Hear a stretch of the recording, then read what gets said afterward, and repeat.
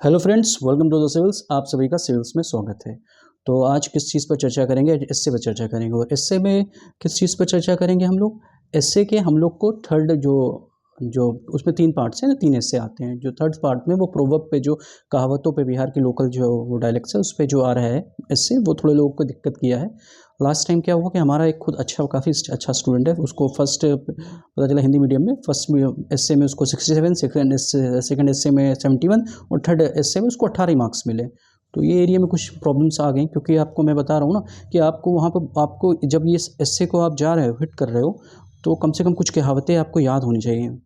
आपको ये सब मतलब उनकी मीनिंग्स तो एग्जैक्ट मिनिमम आपको याद होनी चाहिए। अगर मीनिंग आपको याद नहीं होगी तो समस्या क्या आनी है जानते हैं आप? क्या हो जाएगा, आप उसको गलत इंटरप्रेट करके गलत लिख देंगे। और जो थोड़ा सा इस केस में जो बता रहा हूँ, इसमें थोड़ा सा हुआ था ये केस, तो 18 नंबर इसी वजह से दे दिया गया। मुझे लगता है कॉपीज़ जो फर्स्ट एस से कोई और साइन करता है, सेकंड कोई और साइन करता है और थर्ड कोई और साइन करता है। तो इसी वजह से मतलब जो बच्चा 68 to 71 पा रहा था वो आगे इतना नहीं होता। और जहाँ तक इंग्लिश मीडियम की बात थी, हमारे वहाँ 168 मार्क्स था, जो 160 के अबव थे, और 168 मार्क्स था जो हाईएस्ट था सबसे। करना क्या है आपको एससी में? जो फर्स्ट एसए है और सेकंड एसए है, उसके लिए एक मास्टर वीडियो पड़ा हुआ है, बहुत प्रॉपर लिखा हुआ है, कैसे आइडियाज़ जनरेट करना है, कैसे ब्रेनस्टॉर्मिंग करनी है, कैसे कितने टाइप्स के एसए होते हैं, वो कैसे लिखे जाते हैं, वो कैसे आपको उनको पिरोना है पूरे एक सांचे में, कैसे एक शॉर्ट फिल्म, बहुत एक्साइटिंग फिल्म बनानी है जो कि एग्जामिनर को एक्साइट करे अपनी तरफ। तो वो वीडियो पड़ा हुआ है और आप उसको देख सकते हैं, वरना लास्ट में मैं आऊँगा मार्च में, तब तक हम उसको जाकर देख लो। मार्च में आऊँगा, एक बार उसको और रिवाइज़ कर दूँगा। वो टाइम रहता नहीं है, तो इस वजह दिक्कत, तो थोड़ी इसमें हाथ में दिक्कत आ गई है, तो इस वजह से पेन कॉपी में नहीं दिख रहा हूँ, वरना मैं अपने और उस पर दिखाता, आप लोग को कुछ फाइल्स भी दिखाता जो बताने जा रहा हूँ। तो फाइल्स का मैं रेफ़र करूँगा अपना आपको, और मैं आपको इस एसए की तरफ ले चलता हूँ। और जो सोर्स हैं हमारे, सोर्स मैं बता रहा हूँ, सोर्स हमारे क्या रहते हैं? हमारे सोर्स तो जो हमारे साथ ऑलमोस्ट 100 बच्चे जो हमारे इस बार मेंस का एग्ज़ाम्स देंगे 17th बीपीएससी, वही हमारे सोर्स हैं। उनको जहाँ दिक्कत होती है, मुझे लगता है इसके लिए कुछ सॉल्यूशन देना चाहिए। और कोई रीज़न नहीं है ना कि आपको इंटरेक्ट, तो मुझे लगता है कि मैंने कर दिया ये चीज़, लेकिन लगता है कि नहीं यार, नहीं हो पा रहा है, तो फिर उसके लिए आगे बढ़ के कुछ चीज़ें और करनी पड़े। तो हमने एक प्रॉपर फाइल कंपाइल की है एसए के लिए, एक प्रॉपर मतलब कि वो की हुई है उसके अंदर, उसमें 250 एसए की मीनिंग्स दी हुई हैं, उनके किस थीम के बेसिस पे मीनिंग्स हैं, वो बहुत प्रॉपरली वेल अरेंज्ड कॉपी हैं वो। आप जिसको उसको आप कर लेंगे तो फिर मुझे नहीं लगता कोई दिक्कत होने वाली है। उस पर मैंने फॉर्मेटिंग भी दे दी है 1-2 एसेस की, कि कैसे आपको एसए को अप्रोच करना है थर्ड सेक्शन का। अगर इसको आप, जो होशियार बंदा थोड़ा भी इसको समझ लेगा ठीक ठाक कायदे से, तो उसको कोई भी दिक्कत नहीं होगी, ठीक है। और जहाँ तक हमारा बात है, वो नंबर मैं तो पैशन से ये काम करता हूँ। हाँ, मेरे वहाँ है ना, अब तो थोड़ा लोग आता है तो लोगों को लगता है थोड़ा सा मटेरियलिस्टिक आदमी, थोड़ा पैसे से मिलेगा, वो तो प्लेटफॉर्म चलाना तो लेता ही हूँ, जो भी वो पहले भी लेता था मैं, तो कभी कम कभी मैंने नहीं लिया। जो जितने बड़े कोचिंग इंस्टीट्यूट्स पे होते हैं, जिस आंसर राइटिंग प्रोग्राम में करा रहा हूँ, उतना मैं भी लेता हूँ, लेकिन मैं उसको बहुत अच्छे तरीके से कराता हूँ कि कोई उसका पैरेलल ना हो। अगर आप मेरे पास आए हो तो चीज़ों को ऐसे सीख के हो जिसका कोई आपको लगे कि इसका कोई सब्स्टिट्यूट हो ही नहीं सकता है, तो उस तरह से करने की चीज़ें कोशिश करते हो। मैं इंटरेक्ट करता रहता हूँ, मेंटरशिप के फॉर्म में होता है। और ये लोकल मेंटरशिप नहीं होती है कि 50 लोग को 100 लोग को मैं ऐसे कर रहा हूँ। जिसको प्रॉब्लम होती है मैं उसको हर एक चीज़ को बताने की कोशिश करता हूँ, पर्सनलाइज लेवल पर मैं चीज़ों को इम्प्रूव कराने की कोशिश करता हूँ, वही मेरा मेन मकसद रहता है। तो ठीक है, तो हमारी जो टीम है, वो जो हमारे साथ 100 लोग 2 एग्ज़ाम दे रहे हैं इस बार 17th बीपीएससी का, वही हमारी टीम है। उनको जैसी जो समस्या होती है तो वो मुझे बताते हैं, फिर मैं उसका सॉल्यूशंस लेके आप लोग के सामने आने की कोशिश करता हूँ। ये सॉल्यूशन उनको दे रहा हूँ, और साथ में आप लोग भी जो देखेंगे उनके अतिरिक्त भी वो भी इससे फ़ायदा उठा सकते हैं, ठीक है। तो जहाँ तक नंबर्स की बात है, मैं बता रहा हूँ, नंबर्स अगर हमारे वहाँ ठीक से आ रहे हैं। 67 से अगर हमारे वहाँ बीपीएससी में देखा जाए तो पूरे बीपीएससी में नंबर 1 पे थे। अगर आप 68 देखोगे तो भई हमारा जो नंबर्स जो हमारे थे टोटल, अगर मार्क्स देखो मेंस का, क्योंकि मेंस प्री कराता हूँ, लेकिन मेंस का मेरे को बहुत सुपर एक्सपर्टाइज जिस चीज़ की है, प्री कराता हूँ, लेकिन प्री में ये है कि कोई और भी करा सकता है वैसा, लेकिन मेंस में जब जो कराता हूँ, फिर मुझे नहीं लगता है ये कोई उतना सिंसियरली एफर्ट से, क्योंकि मैंने भी सब चीज़ें की हैं, कोई करा देगा। तो 6 तो मेंस करा, 68 में भी हमारे थर्ड था हमारा जो मार्क्स नंबर था। 69 में जो हमारा जो इंग्लिश मीडियम में था, वो लड़के हाईएस्ट थे, ठीक ठाक। शायद उससे एक लोग का, एक दो का किसी का हाईएस्ट हो, वरना वो सौरभ रंजन का ही हाईएस्ट मार्क्स थे। 495 नंबर थे, 494 फिर मनीष के थे कई लोगों के नंबर थे 490 के ऊपर थे, तो वो ठीक ठाक थे। आइए हम चलते हैं, आपको क्या इस पर अपने, हाँ, जाके इसको सिविल्स के चैनल पे कहते हैं आप, जो मैंने, आप वहाँ जाके अगर वीडियो देखोगे जीएस उसके पेपर, उसके लिए एसए 1 और एसए 2 के लिए, तो उसकी एक प्रेजेंटेशन जो भी शीट है उसकी, जिसमें वो समझाया गया पूरा, वो टेलीग्राम पे चैनल पर डाल दूँगा, वहाँ से ले लेना, कि आपको पता चल जाए यार कौन से कंजक्शन वर्ड हैं, क्या पैटर्न पैटर्न फॉलो करना चाहिए, क्या आपको थॉट प्रोसेस क्या रहना चाहिए, पूरा एकदम वो है। और रीज़न ये है कि वो 7-8 पेज की फाइल है, उसको 10 बार पढ़ना है, बार बार पढ़ना है और फिर उसको एस्से के फॉर्म में उसको इम्प्लीमेंट करना है। तो ये बेसिकली अब थर्ड एस्से को मैं आने वाला हूँ कि इसे कैसे इम्प्लीमेंट किया जाए, क्योंकि समस्या इसमें आ रही है। तो थर्ड एस्से में क्या करते हैं आपका, जैसे मैं एक उठा रहा हूँ, एक एस्से मैं अपना उसमें से मैं उठाता हूँ, जिससे कि नाच ना जाने आंगन टेढ़ा। ठीक है, तो एक ये है। अब ये इस पे मैं आप पर चर्चा करूँगा, ये कैसे इसको कि आपको हैंडल कैसे, जैसे नाच ना आ जाने आंगन टेढ़ा कि समस्याएं क्या हैं और दोष क्या हैं।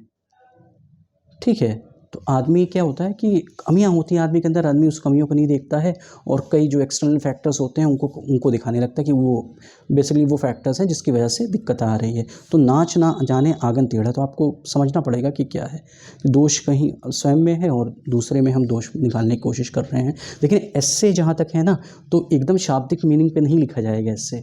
जो ये एक पक्ष है एस्से का, जब दूसरा पक्ष आप देखोगे ना, ऐसा भी होता है कि जो एक्सटर्नल फैक्टर्स हैं, जो चीज़ें हैं, जो आपका, जैसे मैं अभी समझाता हूँ इसको, तो जो एक्सटर्नल फैक्टर्स हैं, जो एनवायरनमेंट है, जो सराउंडिंग है जिसमें आप प्लेस्ड हुए हैं, उसमें भी दिक्कतें हो सकती हैं कि आप अब भैया कोई है भाई गाँव में बैठा हुआ है यार, उसको ना वहाँ पे अगर उसको इंटरनेट का एक्सेस भी प्रॉपर नहीं है और उसको कोई कोचिंग भी नहीं प्रॉपर है और उसके अंदर जोश बहुत कुछ है पढ़ने का, लेकिन वो नहीं कर पा रहा है, भाई है संसा है ना, उसके पास फाइनेंशियल कंडीशन है, तो ऐसा भी रहता है।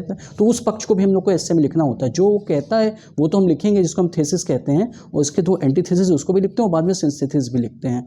और ये संस्कृत के श्लोक्स हैं और चाहे हिंदी की कुछ कविताएं हुए, ये बीच बीच में एस्से में डाला जाता है दम दिखाने के लिए।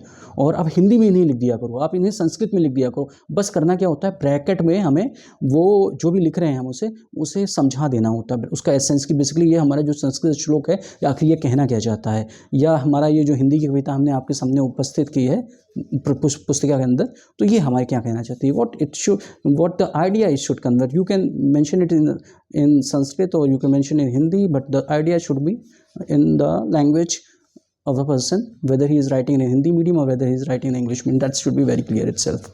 तो वो बहुत अच्छा आपका क्लियर होना चाहिए। तो दोनों माध्यमों में कोई समस्या नहीं है। अब मैं उठाता हूँ इसको, नाच ना जाने आंगन टेढ़ा, तो ये है।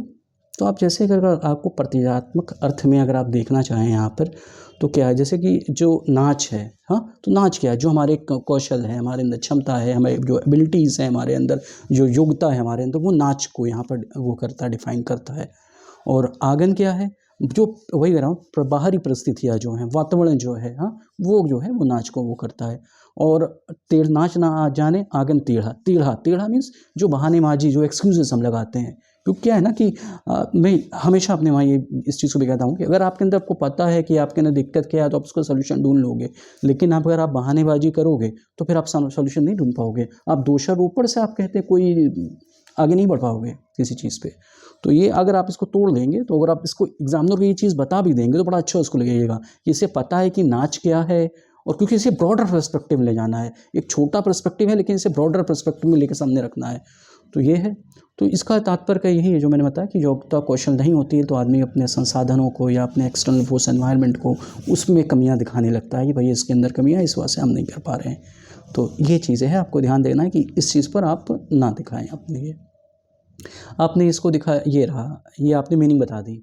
अब क्या करना है कि हमें क्या करना है, या तो फिर करोगे कोई क्या कहते हैं, एनेक्डोट्स लेते हैं या शॉर्ट स्टोरीज को एनेक्डोट्स को कहते हैं, तो आप उठा लो। जैसे कि क्या, वो मैं बताता हूँ एक कहानी, एक आपको, कि एक राइटर थे, पेंट बनाते थे वो अपना। तो उन्होंने कहते हैं अपने शहर में कहते हैं पेंट बनाया और वहाँ पर रख दिया अपने, और कहा कहते हैं इसके अंदर जो भी कमी हो आप लोग निकाल के बता दो मेरे को।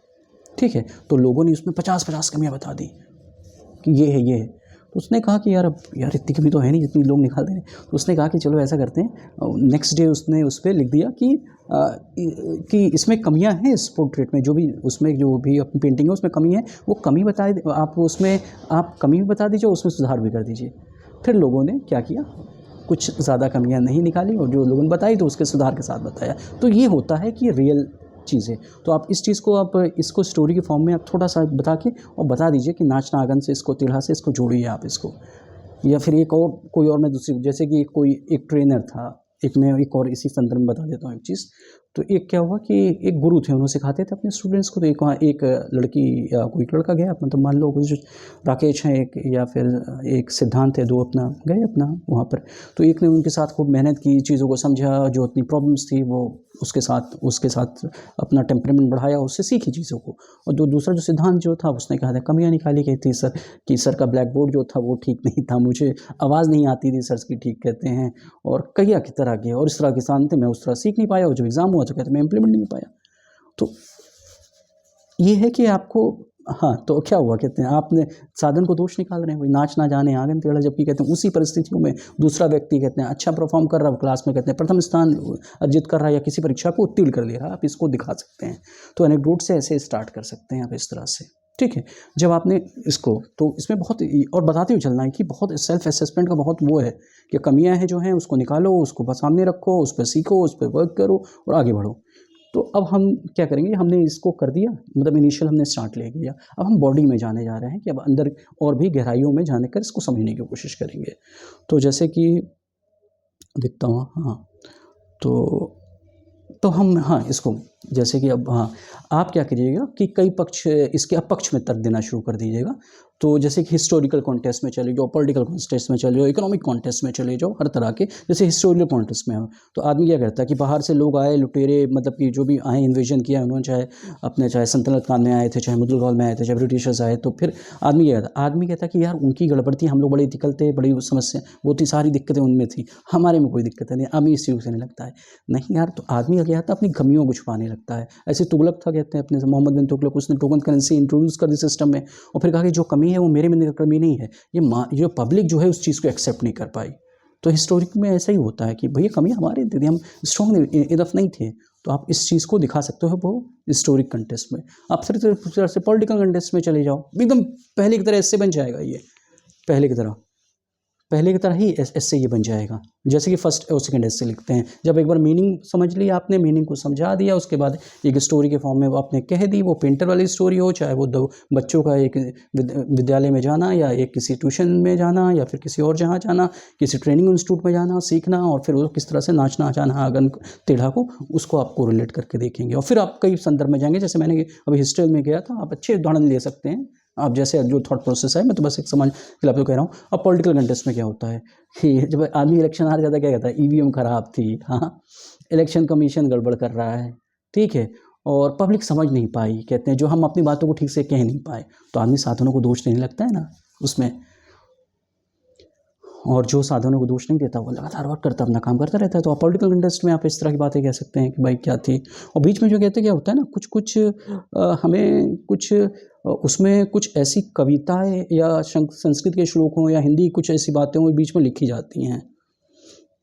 तो अब जैसे इकोनॉमिक कंटेस्ट में आप कह सकते हैं, जब इकोनॉमिक कोई प्रॉब्लम आती है तो आदमी क्या, उसमें भी तो एक्सक्यूजेस देने लगती है कि आपकी गवर्नमेंट में ये था, हमारी गवर्नमेंट में ये था, इन्फ्लेशन हो गया, वर्ल्ड के फोर्सेज ऐसे नहीं हमारे फेवर में काम कर रहे हैं।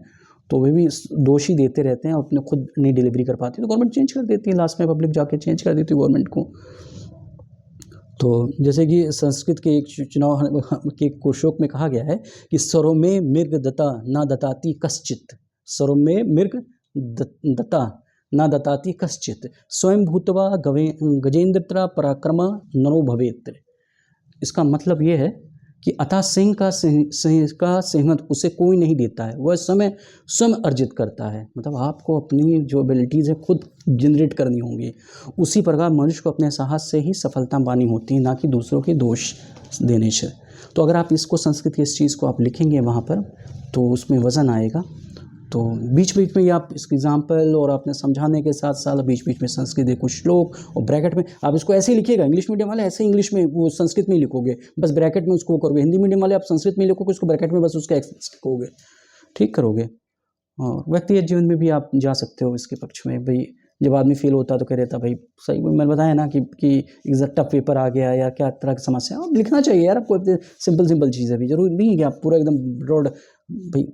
तो पारिवारिक जीवन में सफल हो जाता है, डाइवोर्स होने चाहे मैरिज के, वो सब होने दिक्कतें, कोई लड़की नहीं सही थी, या फिर कहते हैं हम लोग की समय नहीं सही था, सबसे अच्छी बातें हो जाती हैं।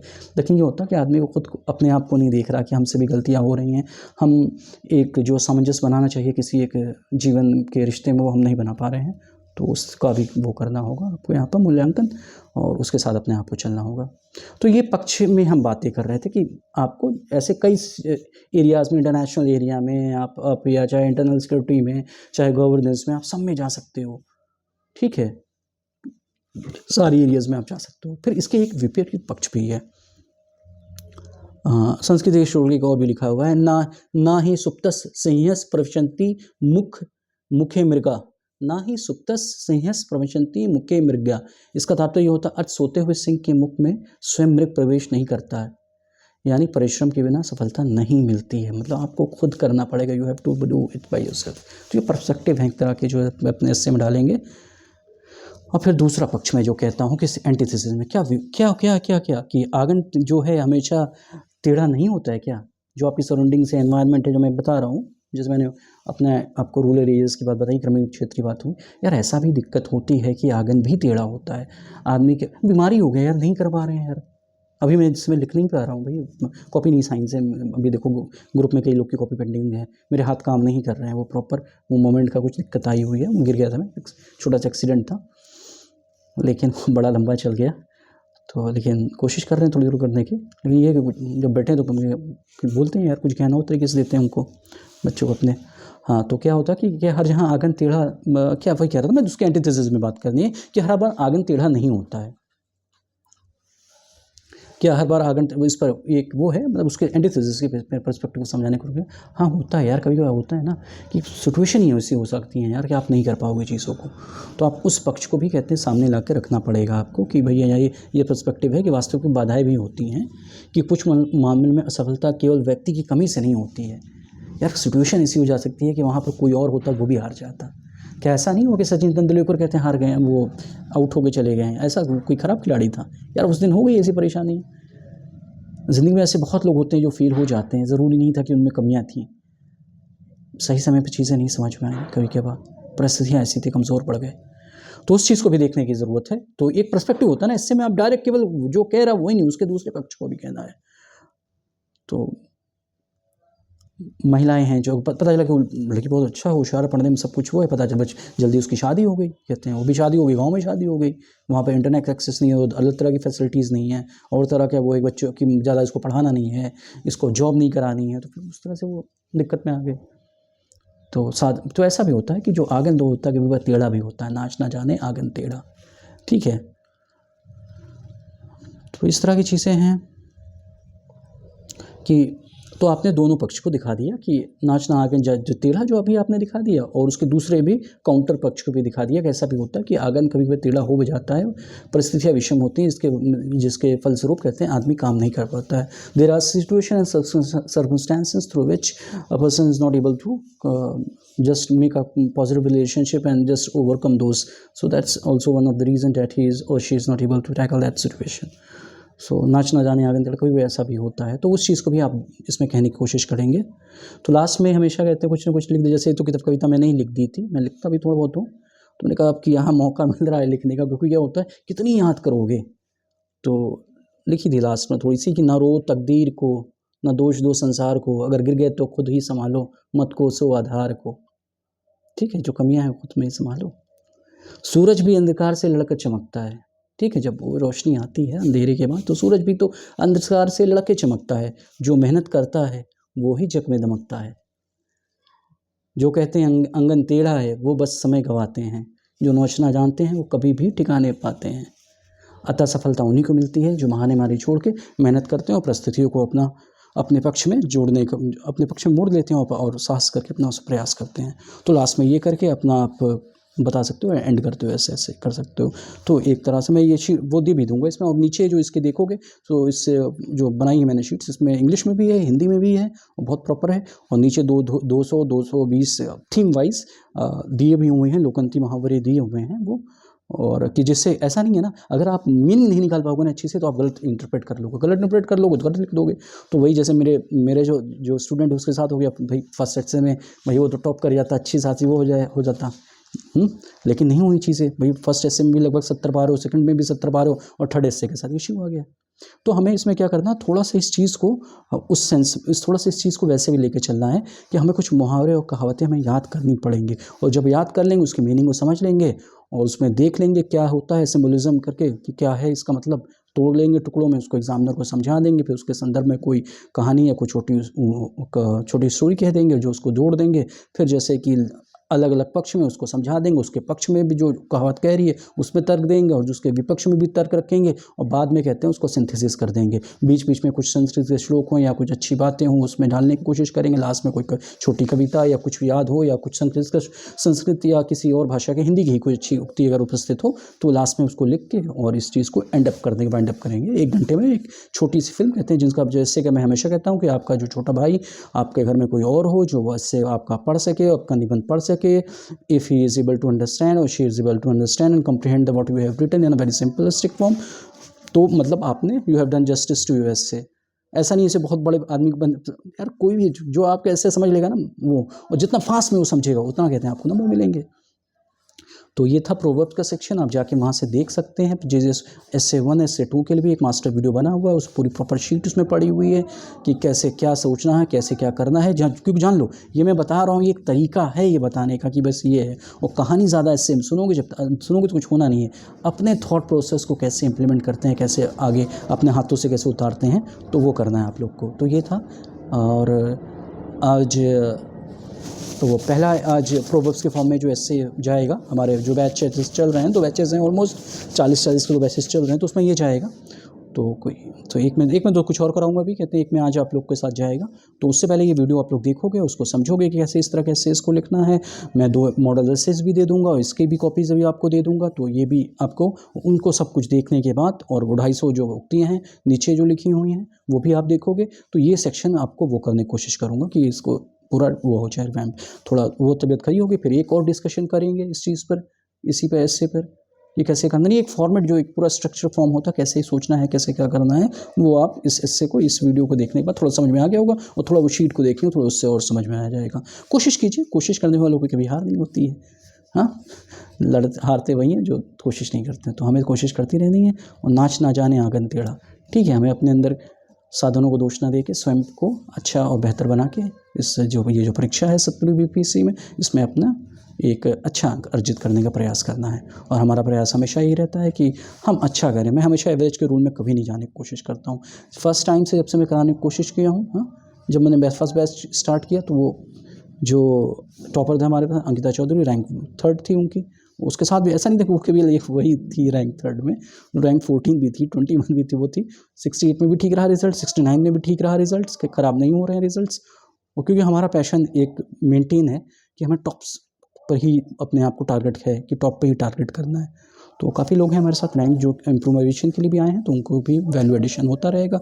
हम बाकी चीज़ें भी आपको देते रहने धीरे धीरे समय समय पर। एग्ज़ाम जो है हमारा, मुझे चांसेस लग रहा है मई की शुरुआत में होगा, तो हमारे पास मोर देन अभी मार्च का समय है, अप्रैल काफ़ी समय है हमारे पास है। तो कोशिश करनी है कि इस एग्ज़ाम्स को आपका बीपीएससी का जो होना चाहिए, यूपीएससी आप बाद में दे लेना, बीपीएससी अगर आप दे रहे हो तो ये आपका आखिरी एग्ज़ाम हो जाना चाहिए हमारे साथ। ठीक है, तो लास्ट में कहना जो चैनल को आप थोड़ा लाइक को सब्सक्राइब करो, थोड़ा लोग को और बढ़ाओ तो अच्छा लगेगा, और भी वीडियोज़। और पहले तो लोग आते थे सर आपके पास आगे मेरा काम हो जाएगा, अब तो मैं हो गया सब कुछ। तो अभी भी यही सोच के आओ, जब आ गए हो तो फिर हो जाएगा सब, बता रहा हूँ ना। और मैं तो वो कहता हूँ जो मैं चीज़ें करवाता हूँ, जो कहता हूँ कि कर लो इसको, और फेल नहीं होने दूँगा, तो नहीं होने दूँगा। क्योंकि तुम्हारे हिस्से का जितना हारना मरना था ना, कई बार एग्ज़ाम दे के यूपीएससी में ही हो गया। यूपीएससी में एसए मुझे कितने देते थे वो, एसए का जो यहाँ तक ये सेक्शन था बहुत कम दिया है, 145 दिया है, वरना 2017 में जब मैंने लिखा था 170 नंबर तक उन्होंने मुझे दिया। 2016 में जब लिखा था तो उसमें कहते करीब 156 के करीब था ये। तो वो बहुत अच्छा नंबर देते हैं एसए में, और थॉट प्रोसेस एकदम सही रहा है, और अप्रोच अपनी सही रखी है, तो एसए में अच्छे नंबर मिले हैं। तो अब ठीक है, तो करते रहेंगे, और ये जो पैटर्न है इसको फॉलो करना, इस हिसाब से अपने ऐसे को करते रहना। ठीक है, okay, all the best, take care, channel को लाइक करो। और सिलेबस के चैनल्स को जो टेलीग्राम वाला यार, वो बहुत फ़ायदे की चीज़ है। हर एरियाज़ का आपको GS1 में GS2 में जितने भी एरिया हैं सबके मॉडल आंसर्स पड़े हुए हैं, कैसे क्या फॉर्मेटिंग फॉलो करनी है। और मैं ऐसा मैं अननेसेसरी बोस्ट नहीं कर रहा हूँ, क्यों कहना पड़ता है यार, अब क्या बताऊँ मैं, आते नहीं यूट्यूब पे कुछ देखने का। तो ये कह रहा हूँ, जाके उसमें टेलीग्राम पे जाकर देख लो, चाहे वो हिस्ट्री के आंसर्स हो, चाहे वो पॉलिटी के आंसर्स हो, चाहे इकोनॉमी हो, चाहे ज्योग्राफी हो, यार उससे अच्छे आंसर्स लिखे हुए दिखा दो मुझे, कहीं मुझे भेज देना, तो मैं कहूँ हाँ यार ये अच्छे हैं। वो बेस्ट ऑफ द आंसर्स लिखे हुए वहाँ पर रखे हुए हैं। जो लोग टॉप किए हैं, जो इसमें बेस्ट ऑफ द रैंक्स लाए भी हैं 70 में, उनसे भी अच्छे लोगों ने आंसर्स लिखे हुए हैं। तो हमने जो हमारा फाउंडेशन के बैचेस चलते थे उसमें हमने सिखाया यार 6-6 महीने में, 7-7 महीने में कि कैसे बेस्ट टू बेस्ट करना है। ठीक है, तो आप उस चैनल को जो ज़रूर लॉक कर लो। सिविल सी है तो चलो यूट्यूब में ये करोगे तो अच्छा है, मेरी रीच बढ़ेगी तो, लेकिन तुम्हारे काम की चीज़ वो सिविल्स का टेलीग्राम चैनल बहुत इंपॉर्टेंट है। अगर कोई होशियार आदमी है, कोई होशियार लड़का है, लड़की जो भी है, उसको अगर देख ले और उसके साथ चैनल्स को पूरा एकदम ऊपर से, ये यूट्यूब का भी अपना जो मैंने कॉपीज़ पढ़ी हुई हैं, पेपर 1 कैसे लिखना, पेपर 2 लिखना, सब लिखा हुआ, सब इसमें दिया हुआ है, सब समझाया गया हुआ है। और अगर उसमें जाके, अब ये है ना, आप लोग चाहते हो एक ही चीज़ को बार बार उसका वीडियो का पर्सपेक्टिव चेंज कर करके लिखा जाए, किया जाए, तो मन नहीं करता वैसा करने का। लगता है यार पढ़ा तो है यार, देख लेंगे यार उनको, वो करके मैं कह भी देता हूँ पुराना यार। चलो कोई भी नहीं, ये था आप लोग से बात थी। आज संडे का दिन था, आप लोग ऐसे लिखेंगे सब लोग, आज निबंध आप लोग लिखेंगे और कोशिश कीजिएगा अच्छा लिखिएगा। ठीक है, okay, all the best, take care.